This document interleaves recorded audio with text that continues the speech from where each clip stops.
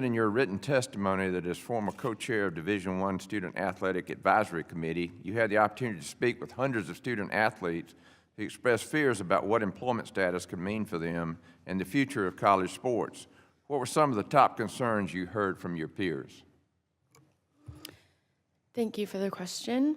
The top concern from the student athletes I've spoken to is the ongoing threat of cutting athletic opportunity for thousands of student athletes to pay for the student athletes that generate the most revenue, which would ultimately create an uneven playing field between the athletes.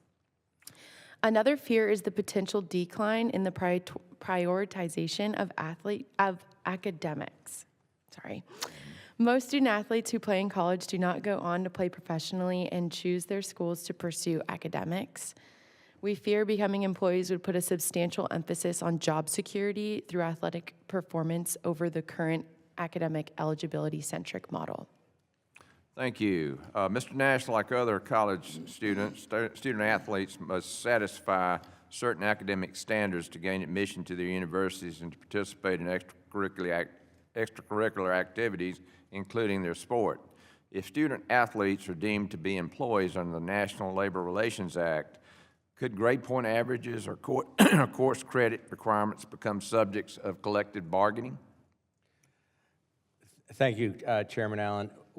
We don't know the answer to that, and nor do the advocates of converting student athletes to employees and attempting to have collective bargaining. It is certainly conceivable that the academic rules that apply to student athletes and how they're enforced and other rules related to their education and the academic environment would be subjects of bargaining. Those are things that are just simply not present in the professional sports league. Okay.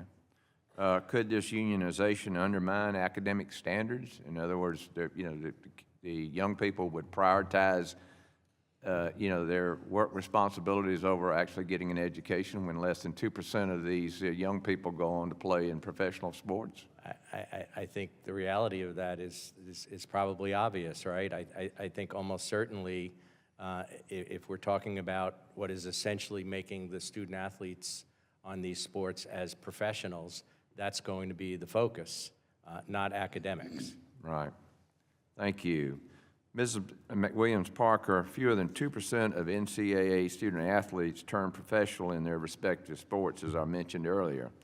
What impact would employee status have on ensuring these college athletes can continue to focus first and foremost on being students and on their academic success to make sure that they have successful careers after college?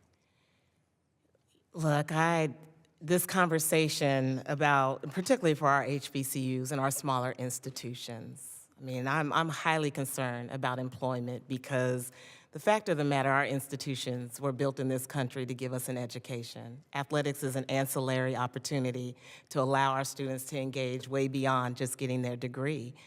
Making them employees or changing that status, it really changes the opportunities that we get to create at our institutions and our smaller schools, being able to give them the resources that they need for academic support, for travel, for uniforms, all those things that are important and necessary, especially for students that are first-generational students. So I hope we never lose the focus of why education was established in this country in the first place. Athletics has just been the benefit that we all have. It's a privilege to be able to be a college student athlete, and I hope we don't take that away from them.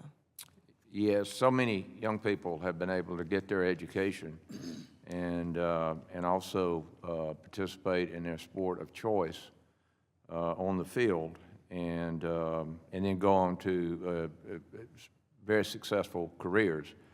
And whatever we do as members of Congress, we want to keep that as the first priority.